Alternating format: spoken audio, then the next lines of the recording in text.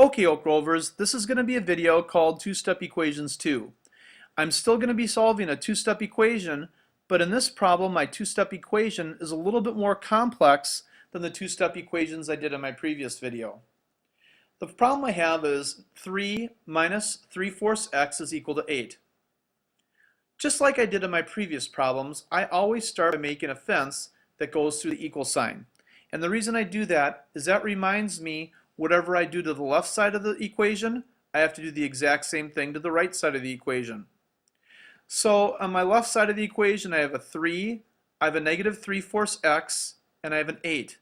I want the variable all by itself on the left side of the equation. This is called isolating the variable.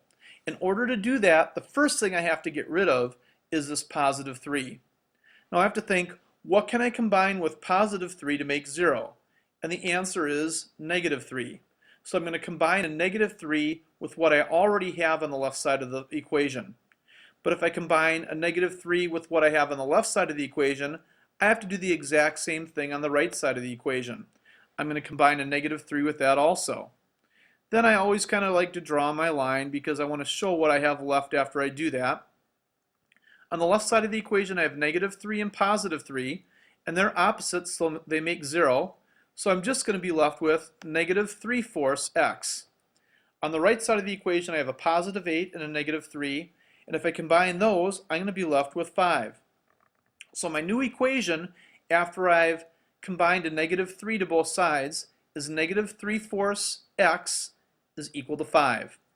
Now what this negative 3/4 x means is I'm multiplying x by negative 3/4. The way I undo that is I multiply by the reciprocal of negative 3/4. So the reciprocal of negative 3/4 is going to be negative 4/3. So I'm going to multiply this side of the equation by negative 4/3. Now I want you to notice when I multiply negative 3/4 by negative 4/3, the 4 times the 3 is 12, the 3 times the 4 is 12, and the negative times the negative makes a positive. So all that's going to cancel out, and I'm just going to be left with x on the left side of the equation. But if I multiply the left side of the equation by negative 4/3, I have to also multiply the right side of the equation by negative 4/3. Now this means I take 5 times negative 4, which is negative 20, divided by 3. So I'm left with negative 20 divided by 3. Now I have to ask, how many times does 3 go into negative 20?